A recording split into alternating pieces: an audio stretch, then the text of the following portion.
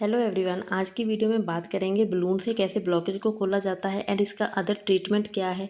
Patient को क्या test करवाने चाहिए, कब करवाने चाहिए एंड जब उनको ब्लॉकेज हो जाती है तो कैसे वो उन लक्षणों को पहचाने एंड हम सभी को प्रिवेंशन के लिए क्या करना चाहिए। पिछली वीडियो में हमने जाना हार्ट ब्लॉकेज होती कैसे है, कहाँ होती है, किस तरह होती है, उसके ऊपर पहले से डिटेल में वीडियो है। तो एक लाइन में जैसे जान लेते हैं, जो नसें हार्ट को खून देती है उनमें ब्लॉकेज हो जाती है तो हार्ट को ऑक्सीजन वाला ब्लड नहीं मिल पाता तो हार्ट अटैक का रिस्क बढ़ जाता है। तो इसको कैसे पहचानें। चलने फिरने में दिक्कत महसूस होती है, सीढ़ियाँ चढ़ते समय छाती में भारीपन एंड दर्द महसूस होता है, ऐसा लगातार चलता है, सांस फूलने लगता है, जल्दी थकावट होती है एंड बाजू में, जबड़े में, पीठ में दर्द महसूस होता है, अजीब सा दर्द होता है, वो थकावट का दर्द से अलग होता है।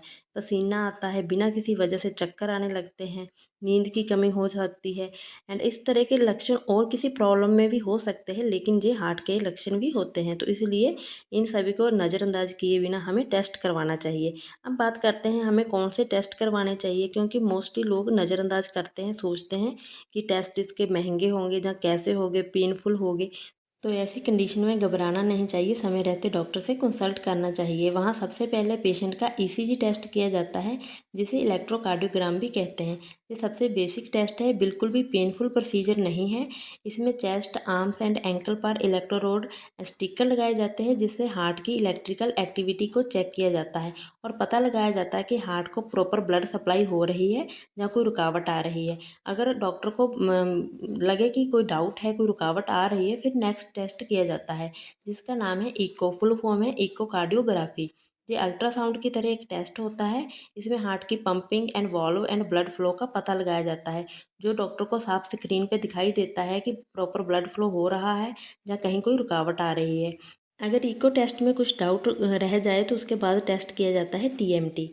टीएमटी जिसे ट्रेडमिल टेस्ट भी कहते हैं, इसे पेशेंट को ट्रेडमिल पर चलना होता है। सेम उनके चेस्ट एंड पूरे शरीर पर इलेक्ट्रोड्स स्टिकर लगाए जाते हैं, ब्लड प्रेशर को रिकॉर्ड किया जाता है, ईसीजी एंड इको को भी साथ में रिकॉर्ड किया जाता है और देखा जाता है कि एक्सरसाइज के दौरान उसके हार्ट को किस तरह ब्लड सप्लाई हो रही है, कितनी ऑक्सीजन मिल रही है।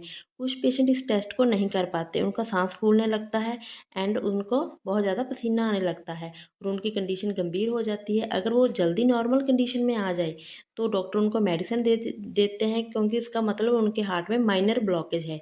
अगर पेशेंट ज़्यादा उनको पसीना आए, ज़्यादा सांस फूले, तो ज़्यादा टाइम बाद नॉर्मल कंडीशन में आए तो इसका मतलब हार्ट में ब्लॉकेज ज़्यादा है। अब कितने परसेंट ब्लॉकेज है एंड कहाँ ब्लॉकेज है, उसके लिए टेस्ट किया जाता है एंजियोग्राफी।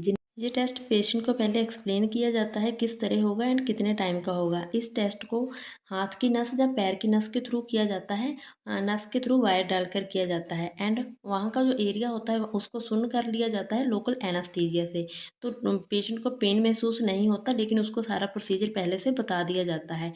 एंजियोग्राफी सबसे बेस्ट तरीका है ब्लॉकेज को जानने के लिए, जहां पैर एंड हाथ की नस से एक वायर को अंदर लेके जाते हैं, जिसे कैथेटर ट्यूब भी कहा जाता है। उसके ऊपर डाई को डाला जाता है ताकि अंदर का एक्सरे सही आए, यानी कि जो हार्ट की नसें हैं उनकी क्लियर इमेज आए। और क्लियर इमेज आती है, पता चलता है कहाँ ब्लॉकेज है, कितनी ब्लॉकेज है, कितने परसेंटेज में है और कौन सी आर्टरीज में है, कौन सी आर्टरी अब नैरो हो गई है जहाँ से ब्लड सप्लाई नहीं हो रहा।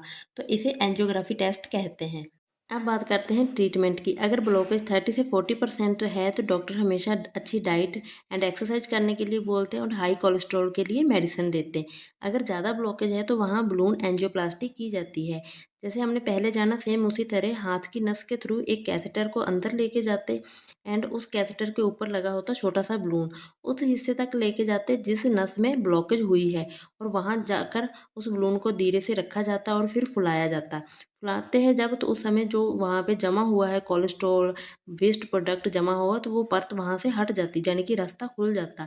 रास्ता खोलने के बाद उसी बलून को वापस बाहर ले आते, उस बलून को वहाँ पे नहीं छोड़ा जाता। ये प्रोसीजर 40 से 45 मिनट का होता है और ज़्यादा पेनफुल प्रोसीजर नहीं होता, लेकिन बलून से रास्ता एक बार खोल देते हैं। अगर आपने फिर डाइट पर, अपने एक्सरसाइज पर ध्यान नहीं दिया, मेडिसिन पर ध्यान नहीं दिया, तो वो ब्लॉकेज फिर से हो सकती है।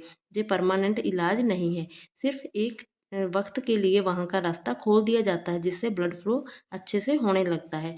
ये थी बलून एंजियोप्लास्टी की, बलून को वापस ले आते हैं रास्ता खोलकर। अब बात करते हैं एंजियोप्लास्टी की।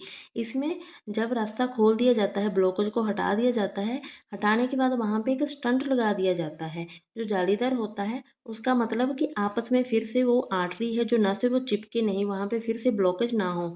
एक वहाँ पे चीज़ रख दी जाती है जो मेटल टाइप होती है, जालीदार होती है, जैसे आप पिक्स में देख रहे हो। तो वो वहाँ पे जो आर्टरी है उसको बंद नहीं होने देता। तो जो स्टंट लगाने के बाद एक नया जीवन मिल जाता है पेशेंट को। 10 से 15 साल या उससे भी ज़्यादा समय के लिए ये स्टंट बहुत अच्छे से चलता है, अगर पेशेंट साथ में अच्छी डाइट लेता है और डॉक्टर की जो भी बताई हुई मेडिसिन है उसको प्रॉपर वे से लेता है। और स्टंट की जो क्वालिटी होती है वो अलग तरह की होती है, और ये डिपेंड करती है आपके बजट पर, आपको किस तरह का स्टंट डलवाना है, उसकी क्वालिटी उतनी ही अच्छी होती है। ये सभी बातें स्टंट डलवाने से पहले डॉक्टर से डिस्कस की जाती है। डॉक्टर आपको पूरा प्रोसीजर एक्सप्लेन करते हैं। 1 आवर का जब प्रोसीजर होता है और 1 दिन के बाद आपको डिस्चार्ज कर दिया जाता है। ज़्यादा पेनफुल प्रोसीजर नहीं होता, लेकिन इसमें पेशेंट को एक नई ज़िंदगी मिल जाती है। स्टंट उस टाइम लगाया जाता है अगर एक आर्टरी, एक नस में पूरी ब्लॉकेज है और दूसरी आर्टरी में थोड़ी ब्लॉकेज है।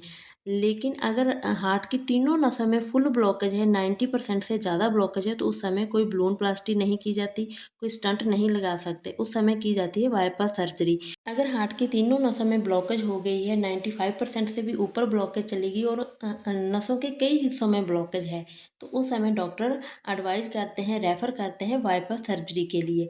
एंड इसमें क्या किया जाता है, जिससे हार्ट को ब्लड सप्लाई होनी है वहाँ एक अलग नया रास्ता बना दिया जाता है। नए रास्ते से फिर हार्ट को ब्लड सप्लाई होता है।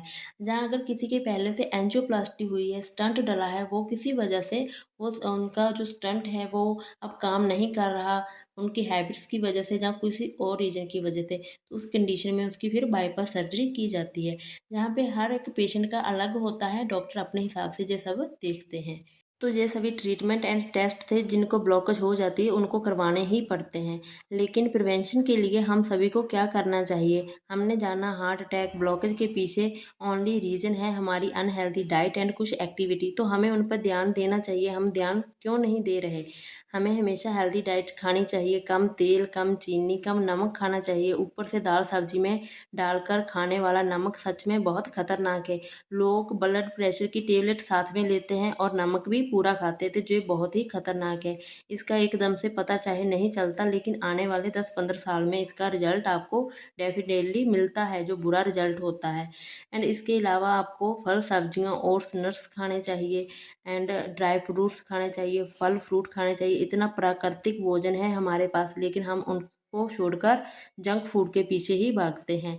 एंड स्मोकिंग एंड अल्कोहल को अपनी लाइफ में एंट्री नहीं देनी चाहिए।